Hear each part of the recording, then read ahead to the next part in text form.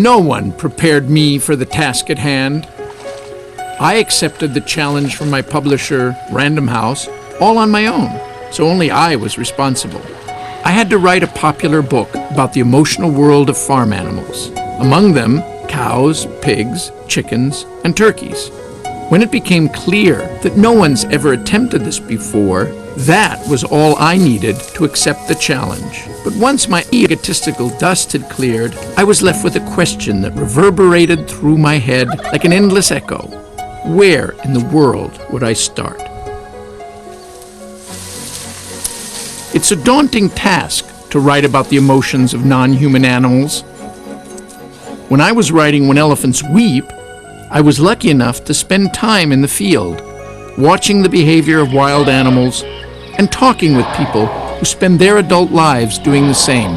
I can't tell you how many times I ask myself, what on earth are you doing, Mason? Just because you're a trained psychoanalyst, you think you can tell instinctual behavior from emotional behavior? These aren't humans. They don't think like we do, or do they? Well, the only way anyone can answer that question is to spend a lot of time with them, talk to those who study them for a living, and have a very open mind. And even then, you might only get a small glimpse of what they're thinking. There are billions of farm animals in the United States alone, and many times that amount around the world. Nearly all, however, are born and bred to be killed and eaten. And I can only guess the emotional impact this has on them every day of their lives. Where would I be able to find animals that are free to think and feel more naturally, where they're not completely stressed out from the factory farming ordeal? Thank goodness for the internet. I didn't realize how many sanctuaries there are around the world for farm animals. But there it was, listed in detail for anyone to find. I didn't have to scroll too far down the alphabetized list to find one right in my own backyard, Animal Place in Vacaville, California, just an hour from my Berkeley home. That's as good as any place I can think of to start.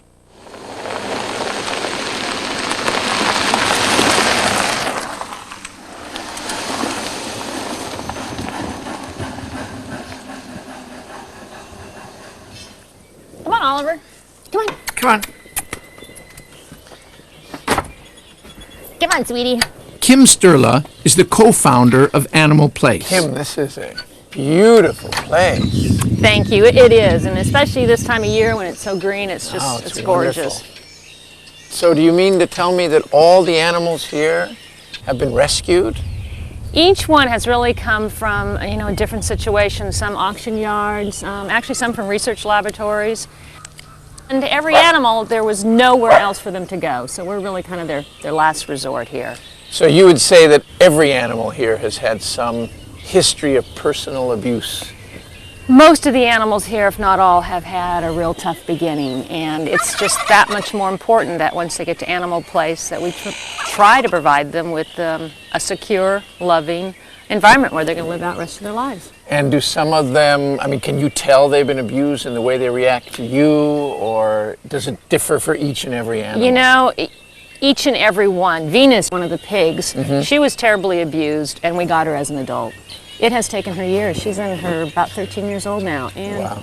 only the past couple of years will she actually let me pet her and be So relaxed. it's a question of trust. It's all about trust. Do you think she looks at you and thinks, I don't trust this species, but this woman, Kim, she seems okay. Do you think they have thought processes like Oh that? my gosh, without a doubt.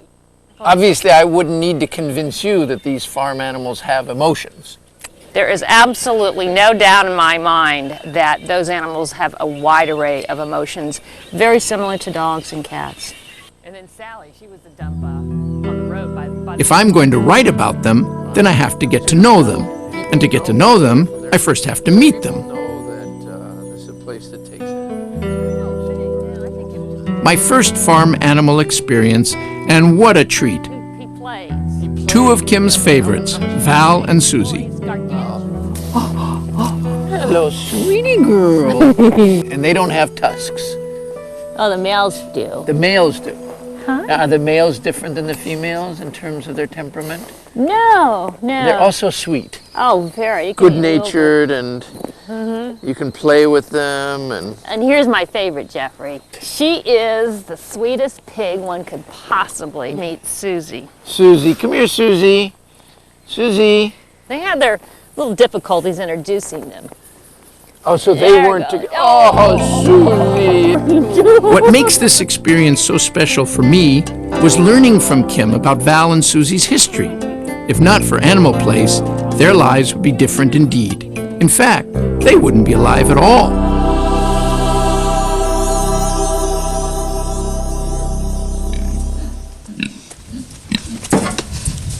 Little Susie and Valerie were pigs that were born inside a research laboratory.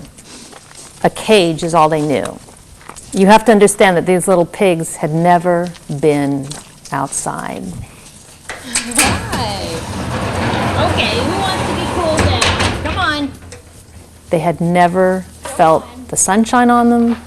They had never had the ground to root in. They'd never had grass. They had always lived their entire life inside a little cage measuring probably 4 feet square.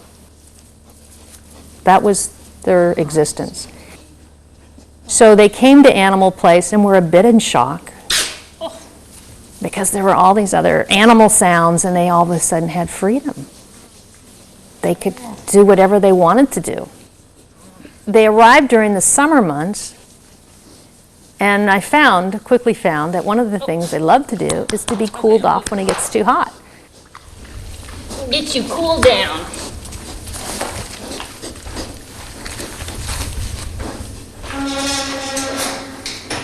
Normally, Val and Susie would be cooling themselves off with mud baths, as pigs do, but they were recently spayed, and the stitches hadn't healed yet, so we wanted to keep them clean. So when it gets real hot here, I make these big, huge ice cube blocks in our freezer, and I call them over to me, and I just rub them down with ice cubes, and they thoroughly, thoroughly enjoy it. As I think almost any kid would when it's a hot day, if they can't jump in a pool. And yeah, just ice them all down and we just kind of play. Susie. They get silly and romp around and I get silly with them, and it's just a playtime for both of us. People come here for tours and they think, gosh, what lucky animals. Well, you know, I see it the other way around. I mean, I feel so fortunate that I'm allowed to take care of them. I'm allowed to be in their company, that I can be with them every day and interact with them. Doesn't get much better than that, to know you saved their life and ensure that the remainder of their life is going to be good. Ned Wuyukmacha, who co-founded Animal Place with Kim, is a veterinarian who teaches veterinary medicine and ethics at the University of California at Davis. Ned lives by the code that kindness and respect has to be an integral part of veterinary medicine. Joe, a steer, is but one example of Ned's philosophy. He doesn't know if I'm friend or enemy. Somebody who comes on the property, a total stranger, they would be more wary of that. Is generally. that because cows are just flighty animals? Well, they're prey animals. Joe's a Jersey, and they're considered to be a waste because they're not going to produce milk, and unless they're of the beef breeds, then they are simply thrown away, basically. He was sent to auction as a day-old calf, and then what was going to happen to him after that, who knows? I mean, he might end up in a veal crate or whatever, but he went down. Went down? What in the world does that mean? I asked Ned, what does he mean that Joe went down? I was totally unprepared for his answer. Thrown away. Down animals are those animals who go down for various medical reasons and can't get up. Sometimes they have broken limbs. Sometimes they're just so metabolically sick.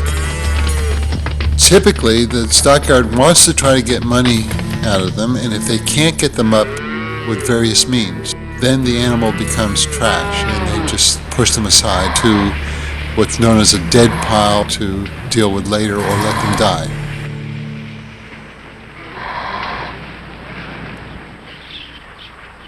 Joe is one of the lucky ones. Through the kindness of a total stranger, he was taken out of the dead pile and given a second chance at Animal Place. Hi, Jessie. We're probably not going to be able to get too close to her because she'll run away. Considering how their lives began, and for the fact that they were destined from birth for the slaughterhouse, the cows at Animal Place have learned from Kim and Ned that some humans can be trusted, although that trust has taken years to develop and must be reinforced practically every day. Yeah. Hi, Jessie. Hi, sweetheart.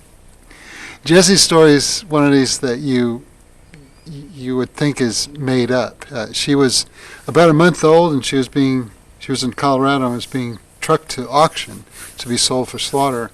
And she jumped out of the truck when the truck was going down the freeway, and she shattered her left hind leg. You can see how badly deformed it is. And she was just lying there, badly bruised and in really bad shape. And two people who were coming to visit Animal Place, Gene and Laurie Boston, happened to be on the freeway behind this truck. Oh my God. You could just unbelievable.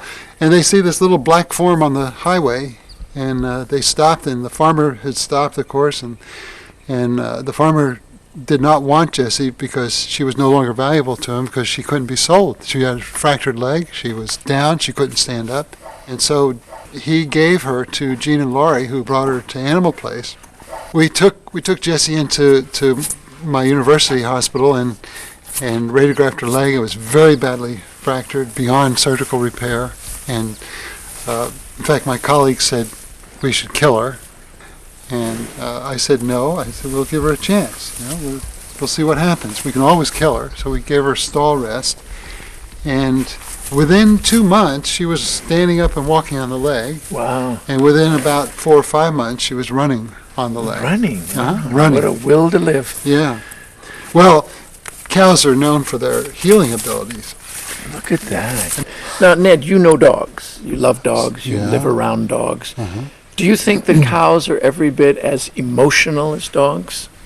Just in a different way? I mean, we read dogs very easily. They communicate with us. They look the way we want them to look. They look sad. They look disappointed. They look happy. Cows are harder to read, but from what you've been telling me, they probably have most of the same emotions that dogs do. Well, I think they do. I knew a steer once when I was in practice. He was raised like a puppy would be raised, very close to the family and isolated from other cows, so never got to know cows very well.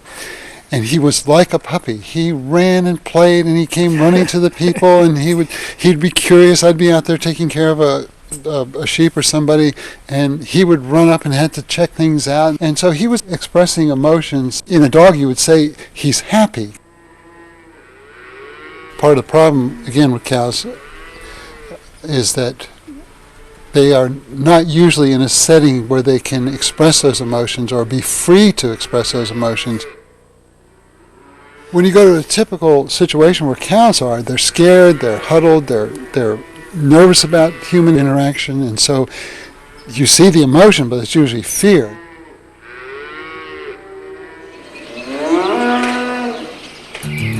An expectant mother gives birth to her offspring. A beautiful, bouncing baby boy.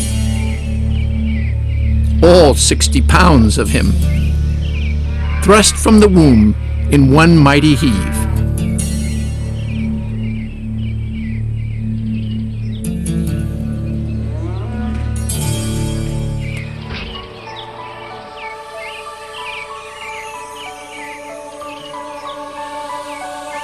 The proud mom licks her newborn for hours. Her licking not only cleans the calf, it also helps develop strong familial ties that would normally last well into his first few years of life. Cows are extraordinarily curious and social animals, and the birth of this calf seems to heighten that curiosity among all of the surrounding females, who move in closely for sniffs and gentle nudges, perhaps their way of welcoming him to his new world. Most calves born on dairy farms, however, are removed from their mothers and the other females within 48 hours, and they never see them again. Had this calf been born a female, she would be kept alive only to eat and produce milk. As a male, however, his fate is sealed.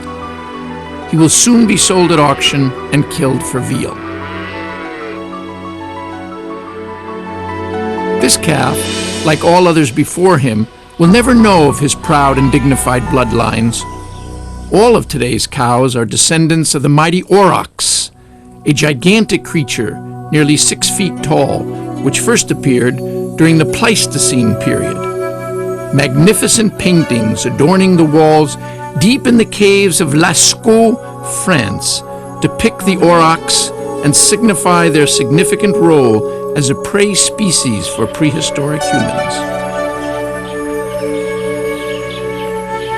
Today's cows, no matter the variety in shape, size, or color, are all descended from a single species, whose hooves once pounded the dirt by the millions, from Europe to Asia to northern Africa, and whose last member died in Poland in 1627. Meeting the animals whose stories are so compelling was exactly the inspiration I needed. It was now obvious to me that through all the places I plan on visiting, both in the U.S. and abroad, and all the people I will be talking to who have committed their lives to bettering our understanding of farm animals, there should easily be enough material for me to complete this book. So this is Freddie. This is Freddie. Freddie, you like that.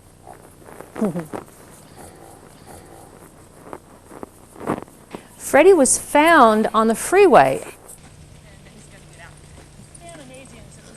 The California Highway Patrol officers just found this little 5-pound piglet roaming the freeway. I didn't want to worm him. He's too fragile to give any kind of... He was the sickest animal that we have ever taken into the sanctuary. And what leg was it? You said it was the rear? He had beginning stages of pneumonia. He had what's called a white muscle disease. He had a mineral deficiency. He had obvious abrasions on his back from his fall from the truck. And he had a number of other problems. I'm sure they didn't do that. You can probably get him maybe at the youth store.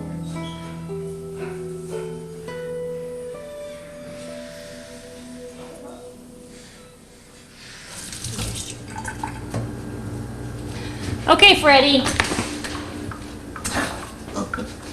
Come on, sweetie. Come on.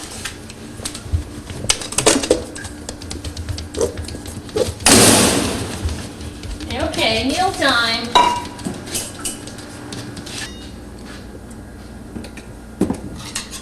Freddie was fed cow's milk by the girl who rescued him. So when he arrived to Animal Place, we were very gradual in switching him over to a pig milk replacer. Well, you know, when we get in a young animal, we have to look at ways of how we can nurture them, how we can feed their stomach, and how we can feed them emotionally. And knowing what a mother sow, how she would care for her young.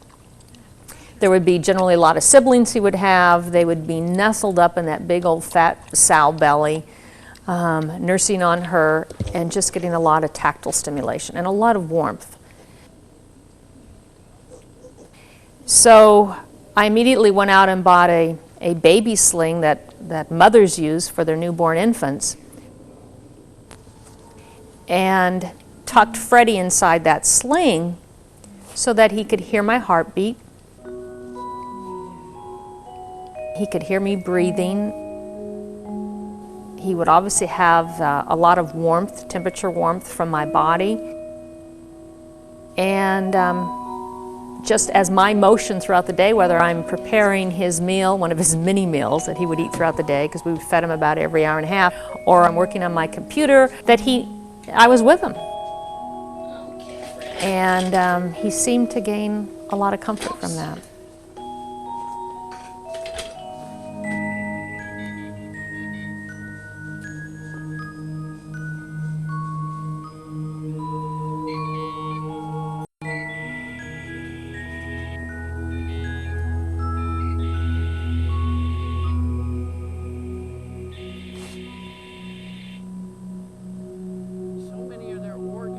While Freddie may live out his life in the security of Animal Place, he will never be too far removed from the ways of his wild cousins. Try as they may, those who today raise pigs in the confinement of commercial farms cannot remove through domestication the varying degrees of wildness that all pigs retain.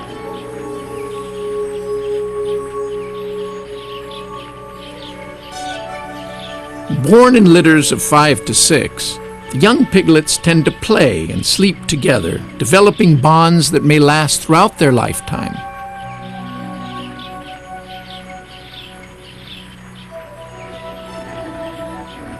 As they grow older and move more confidently throughout the herd, they learn the ways of wild pigs by watching the adults around them, especially their mother, who is never far away.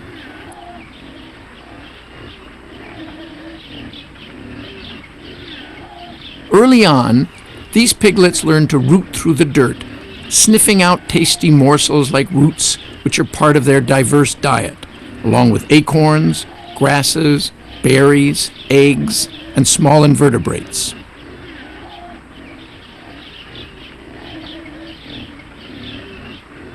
Pigs are emotionally sensitive animals and exhibit mood swings not unlike humans. When the kids get too frisky, mother is not adverse to putting them in their place. It's only his pride that is hurt, but that's how piglets learn to make it to adulthood, for natural mortality among piglets is quite high. Learning to feed on their own takes months, and during the learning curve, mother is still the best meal in town. At 6 months of age, the piglets have grown large enough to join the ranks of the other adults in the herd, and in a short period of time, they will have integrated fully into this society. In contrast to the enviable life of wild pigs, those raised on hog farms have it quite different indeed. Breeding females, kept in a cramped crate for nearly their entire lives, exhibit behavior that, as a psychoanalyst, I consider nothing short of psychotic. Day after day, month after month, year after year, their sole purpose is to breed, litter after litter after litter, until they die. Yet in spite of our treatment of farm-bred pigs, when given the opportunity to meet humans in their natural element, wild pigs can exhibit a side of themselves few of us would ever have expected. In an extraordinary experiment back in the early 1970s, Heinz Meinhardt, a German electrician, set out on an assignment to draw wild pigs away from farm fields where they were eating everything in sight. In the process, Meinhardt got to know each of the pigs in this large community, and he began to see if a group of wild pigs could ultimately accept his presence. Meinhardt spent many months getting the pigs used to him, gaining their trust by posing no threat to their safety and security. Eventually, he was fully accepted into this community of wild pigs. What Meinhardt was able to accomplish with wild pigs is no less impressive than the extraordinary relationship Dian Fossey developed with the mountain gorillas of Rwanda. Total acceptance, total trust.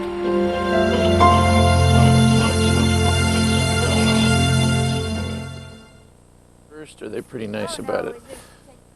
It didn't take me long to recognize that just like the wild animals I've studied and written about, farm animals also possess individual personalities and all the emotions that go with it.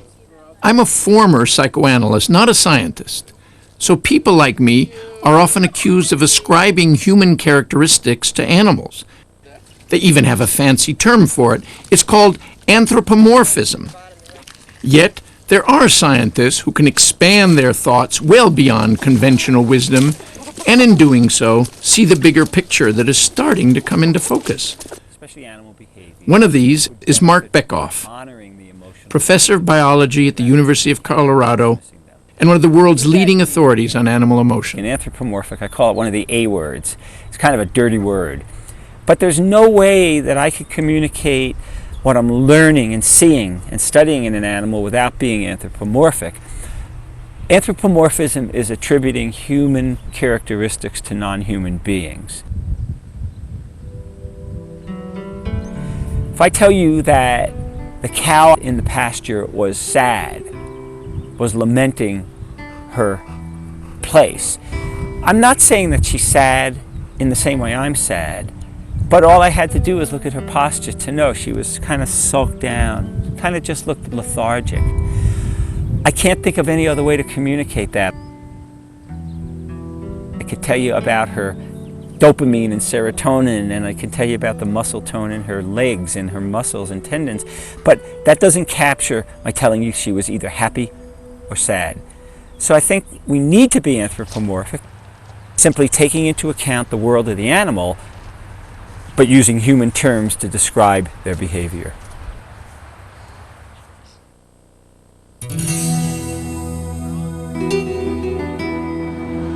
A couple hundred miles north of Animal Place, over the rolling hills of Orland, California, lies Farm Sanctuary, which, coupled with its main facility in Watkins Glen, New York, is one of the largest farm animal sanctuaries in the world. I asked if I could come up for a visit, meet some of their animals. The response was swift, the experience unforgettable.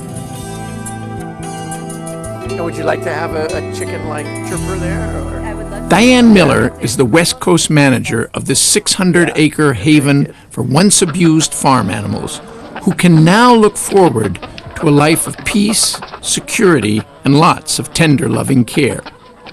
Diane, I have to tell you that this is the first time I've ever felt I was becoming intimate with a chicken, that I've held one this close to my I'm sorry you've been deprived. chest. Well, clearly I've been deprived. You I didn't have. realize that these animals could become so interested in us, so close to us. Is that fairly common? Can you have an intimate, close relationship with a chicken or a Certainly turkey? can. I have several good friends who are chickens, who listen to me much better than my people friends do sometimes. And don't answer back, or sometimes they do. Sometimes they do, but they're very good listeners.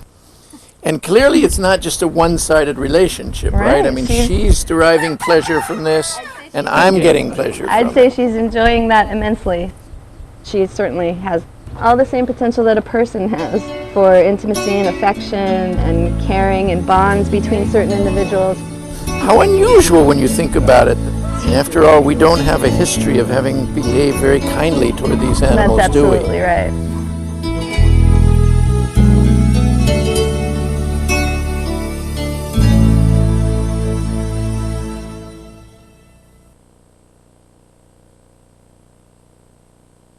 This beautiful, beautiful turkey here looks like a rainbow of colors.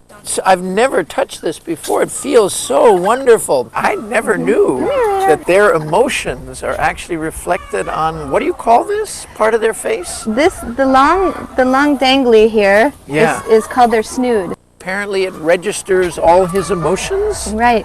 The head skin and neck and the snood on a tom turkey is really a barometer of their emotions. It's how they communicate with one another. And what happens is when a tom is feeling really good and he's strutting and he's happy and life is good, he's feeling good, he'll be deep red colored. And they have the capacity to change the color, their whole skin tone, all of their head and their neck and their snood, from totally white or light blue like you see around his eyes.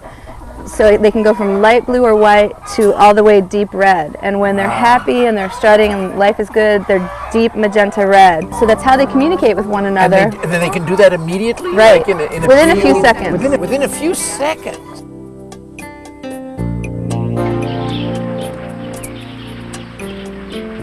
Turkeys are the only farm animals bred from North American wildlife. Benjamin Franklin considered the turkey a noble bird, worthy to be considered our national emblem. Had his efforts been successful, I wonder if that honor might have changed the way we treat them today.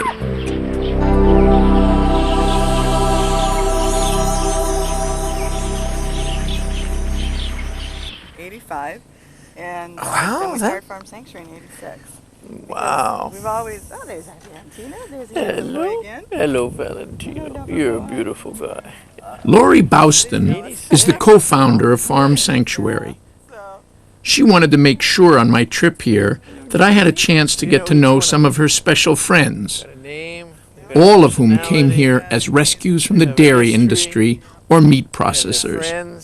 Well, this is Loverboy Valentino, as you can see. Oh. He has a well-earned name. He's just, I mean, Because he's so basically, kind. yeah. He's cuddly, he's kind, he's lovable. He's one of the animals that consistently is one of our best ambassadors because he's constantly coming up to visitors, giving And he them likes other smoothies. cows, too, I Yeah, see. this is Eugene. Good He's named nature. after my husband. Eugene. Yes, little namesake. Also a But sweetheart. look, I mean, see, people, when they come and they see, like, Valentino, this is what a cat or a dog will do. That's They right. lean against you, That's they want to right. cuddle, they want to snuggle. Now, what So is he gentle. getting from you now? He's pushing Lovin's. up against you? Lovin's. He likes the Lovin's, affection. yeah, of course. So cows are affectionate. Yeah, cows They are need really affection. They need affection. They love affection. I mean, he will. If he was laying down right now, he'd wrap himself around you, just like a dog. You know, just like if you lean against a dog. So and it's just not cuddles. true that there's nothing going on inside Yeah, that and you know, a lot of huge head. oh no, all kinds A of lot stuff. going on. Mainly, I think give me kisses. Yeah, God. they're so- really sociable animals, and they need a lot of attention. They need a lot of love. And who do they think you are? Well, I think I'm Auntie Lori most of the time now, since Auntie Lori. since they So have their mom Diane as our California manager here. But you know, that's another thing too. I'm all over the place working on cruelty cases and another shelter, and you know, Valentino right off the bat, he's like, oh yeah. But I don't think it's so much. Remembers you. He remembers me, course, but he's yeah. also likes and craves human attention. He'll do this to anybody who's walking in. I think he's particularly fond of girls, which is. But if I stood back, I think he'd give you. But he is a boy. Lori, can you tell me about one of the most emotional moments you've ever had with an animal? Probably most recently Queenie, who was a cow who took matters into her own hoofs, and she escaped from a New York City slaughterhouse.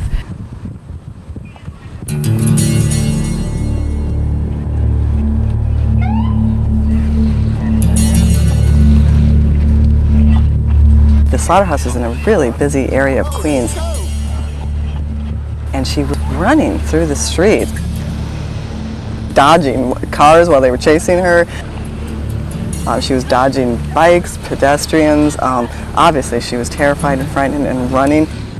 And by this time, a whole force of NYPD cars had joined in the chase, trying to capture her before she hurt herself or hurt another person. And it was an incredible scene of this animal just running for her life through the streets of New York City.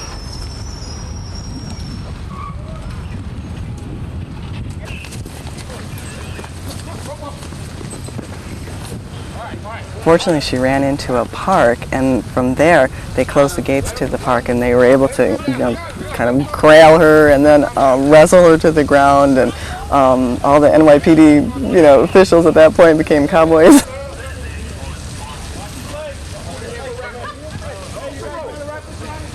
This animal who was saved from a slaughter, who saved herself from slaughter, touched millions of people, because it was really people who called into animal control saying, hey, this cow deserves her freedom, because they saw it in the news, you know, so she moved millions of New Yorkers.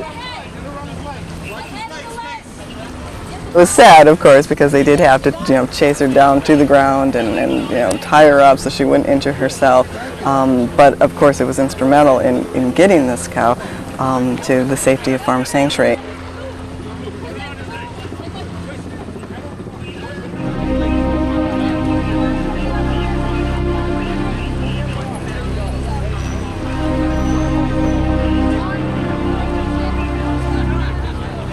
I'll never forget, because there was a cop there who, once she was on the ground, and of course she was terrified, frightened, she clearly knew what was in store for her at the slaughterhouse when she ran, and and the poor thing was chased, and he held her. You know, he put her head in his lap, and he just held her and comforted her and stroked her. And that's just the kind of magical moment that we see all the time at Farm Sanctuary, where a person does finally bond with a farm animal and realize that these farm animals feel and have feelings too. And she was shaking and fearful, and we load her up into the truck, and we're trying to comfort her and tell her she's going to a wonderful place. We got to the sanctuary. I'll never forget this. She stepped off the trailer and let out a big moo. And see, when the animals first come in, they have to be in a separate area, make sure they're pest-free and all that kind of stuff, and make sure they're healthy enough before they can be with the other cattle. So she had to be in a separate area. But when she let out that moo, all of the other sanctuary cows, there were about 60 of them, gathered round to the closest fence and started mooing back. And then she started mooing, and then they started mooing, and there was this whole incredible loving exchange. So the cows are mooing and we're crying, and it was just such an incredible, wonderful feeling. She really felt at home, and the other cattle really made her feel at home. And I just again saw, you know, they're no different than us. Queenie will spend the rest of her life at Farm Sanctuary and never feel another moment of fear. But how can we be so sure about how she feels? Mark Bekoff. Oftentimes a lucky animal escapes from or is released from a slaughterhouse condition and winds up on a sanctuary. And when you study these animals, you see very clearly how emotional they are. They go through this period of maybe lack of trust, they're not sure, to a very slow bonding. And you see their demeanor change, their posture, their stance, their gait, if they vocalize, if they have expressive faces. And you see that over time, they let their guard down. And the reason that they're doing that is they're not sure. And when you start making claims about whether an animal is sure about something, then you're saying that that animal is experiencing feelings. And you need to make this very slow transition from feeling of mistrust to a feeling of trust. Once I got to meet these farm animals, the cows, pigs, chickens, and turkeys, spend time with them, observe their interactions with others of their kind, and watch their personalities unfold before my eyes, it made me wonder if we can ever truly associate these sentient animals with the meat on our dinner plates. Queenie is a dramatic example of what I'm talking about. In reality, she's no different from the billions of farm animals raised every year for slaughter. The hundreds of phone calls to animal control pleading to save Queenie's life did just that. As a psychoanalyst, I wondered, in the minds of all the caring people who made those calls, what qualities did Queenie possess that the millions of cows, pigs, chickens, or turkeys waiting in line to be killed did not? The answer seemed obvious. None.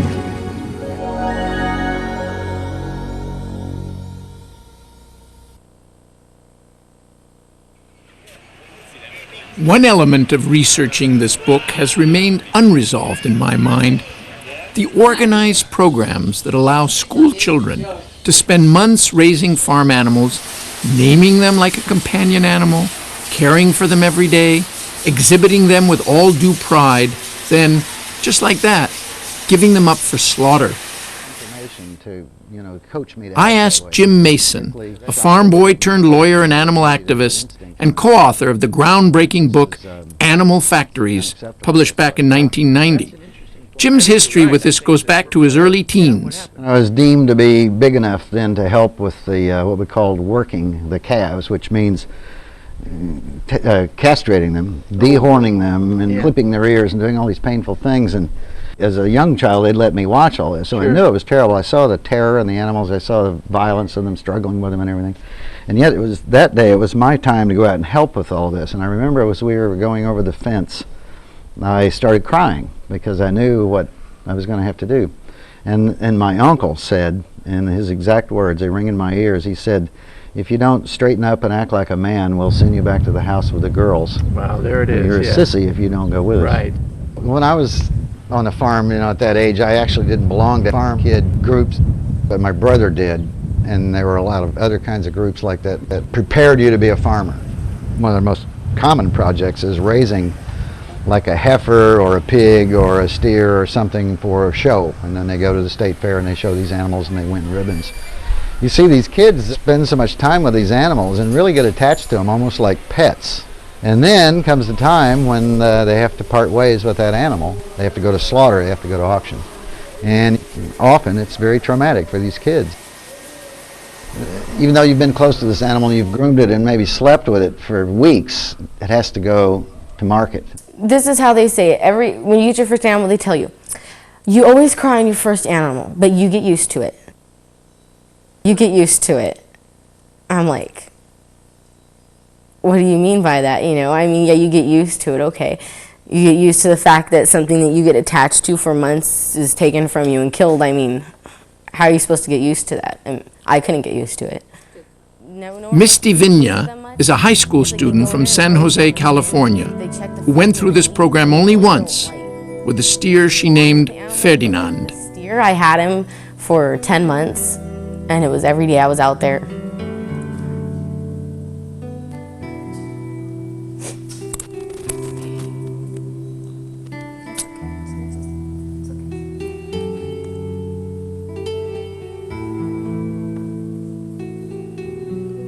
It would have been easier if we'd had a plan for him to be slaughtered from the start, but he wasn't supposed to be, so it came like out of nowhere on me. I was out there, I'd get up at 5 o'clock or 5:30 every morning, be out at school 2 hours before it started, and I'd go out there, I'd stay out there for a while in the morning, feed him and everything, and then I would be out there at lunch most of the time, and then I had 2 periods of agriculture where I was usually out there before then anyways, and I'd stay after school until 4:30 every day after school with him. So at first I thought, what am I doing with a cow? This is so stupid, right? It was a steer, and it's like, I thought, you know, it was going to be easy, and he turned into, like, he seriously, like I always told everybody, he's like a big puppy. I would call him and he would come over to me and he'd put his nose in his halter for me. And it's like when I went to visit him while they had him at the fair, and I went over there and I called his name, and his little ear turned up and he turned around to me and started mooing, and I started crying, and everyone was like, oh, there she goes again. And I'm like, so it's like for people to say that they don't have emotion, they don't know that you're there, it's not true.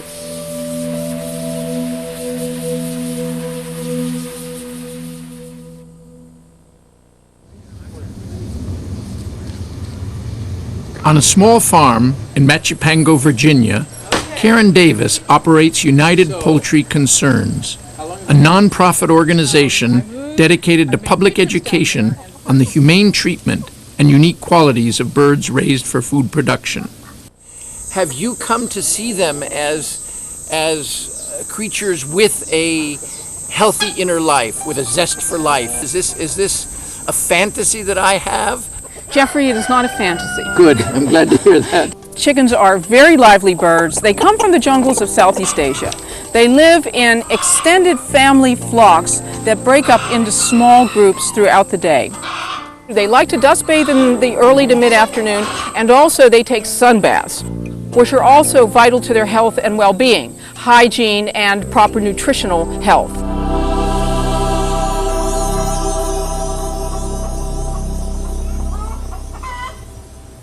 They're making sounds. Yes. Now, I firmly believe that we have yet to crack the code of most animal communication. I what we agree. hear is just ordinary sounds, are probably very specific things. Do you have any idea what they're saying? Chickens are very vocal birds, and they would be calling to each other over large areas of space in the tropical forests where they come from.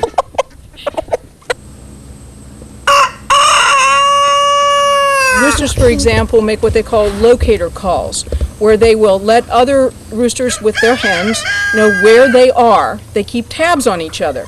They will notify one another about overhead predators, like a hawk, and they certainly notify each other about food sources, and probably many things in the environment that may elude us. But they are not just making noises.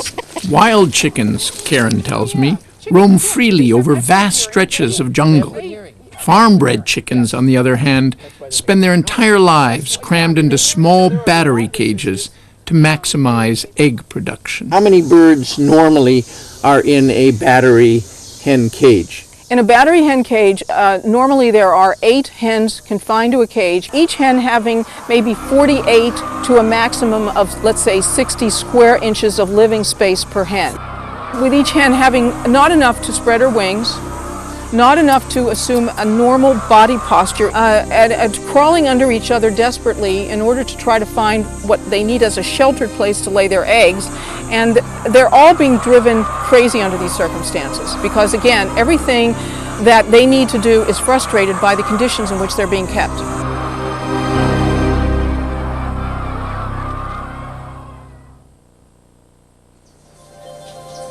The further into my writing I get, the more I realize that when referring to the emotions of farm animals, I have to take into account the effect their emotions have on our emotions. Every place I have been to, everyone I have talked with, they all have stories of deep-felt personal experiences where the emotions of the animals they have gotten to know have, in kind, affected emotions of their own. No one who has spent considerable intimate time with these animals comes away, it seems, without having experienced some sense of wonderment at the existence of thoughts and feelings they never for a moment felt could be attributed to pigs, cows, chickens, or turkeys. And when those who have lived the experience see it happening to others around them, it often becomes a magical moment. Jan Hamilton is the founder of Wilderness Ranch in Loveland, Colorado. We rescued turkeys off of a dead pile. There are literally 400 or so turkeys piled up on this dead pile, and so they were in every stage of decay and dying, and some of them alive. We brought 14 turkeys home. We had a group of community service kids working out here, and one of the kids that was there was the toughest kid I've ever seen out here. I thought it was almost hopeless to have her out here.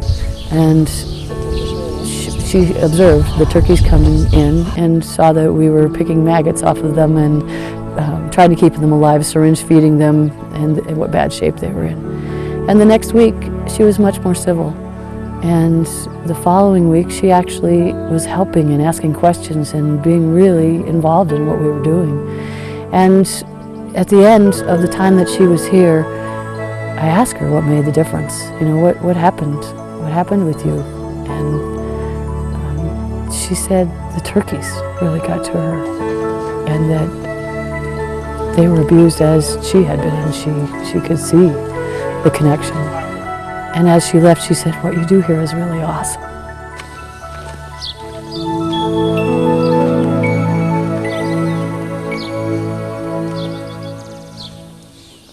The reason that I do this is because I know that animals have feelings. I know that they have relationships, and that they deserve, like every other being, to have the full expression of their essence, whatever that is. And that's what we want to teach here. That's what this is all about for me. It's not that I think farm animals are more important or more interesting than any other creature on the earth.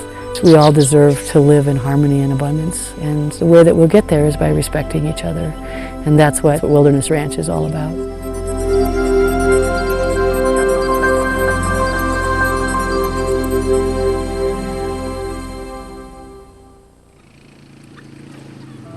The day I started writing this book, I was sure I'd learned just enough about farm animals over my lifetime to know where my research would lead me. Few times in my life have I been so wrong. If I'm guilty of underestimating the ability these animals have to relate to us on such a profound emotional level, believe me, I am but one among millions. We accept dogs and cats into our lives so freely, so readily, so lovingly. Yet, after an entire year of traveling throughout the world, visiting farm animal sanctuaries, where for the most part these animals can just be themselves, I'm beginning to wonder how we came to discriminate between a pig and a dog, or a chicken and a cat. Where did it start, and why? There are no simple answers, no profound words of wisdom to impart here. All I can do as a writer is tell you, in as honest a manner as possible, my experiences and the stories of those who have dedicated their lives to bettering our understanding of these magnificent animals. The experiences I have had with farm animals are some I will never forget. Yet, these are my experiences. And just like me, on the day I began to research this book, experiences of your own are just a mouse click away. See for yourself. Somewhere near you is a place where you can go and meet a pig, a cow, a chicken, or a turkey. With your sense of curiosity fully in play, I think you'll be surprised at what you'll find. Their emotions may impact your emotions forever.